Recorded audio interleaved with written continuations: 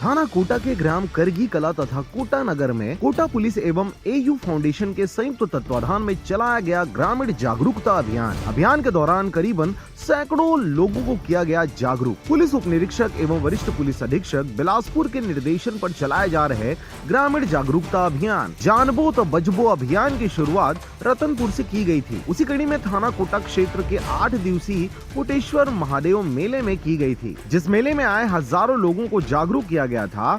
उसी कड़ी में आगे बढ़ते हुए ग्राम सलका में दिनांक 22/3/2022 तथा ग्राम छेरका बांधा में 27/3/2022 को एवं 4/4/2022 को ग्राम लिटिया में ग्रामीण जागरूकता अभियान चलाया गया।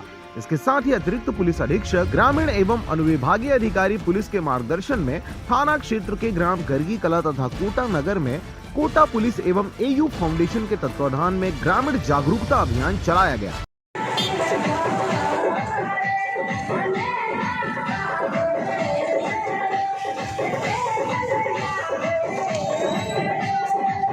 कैसे भैया बढ़िया।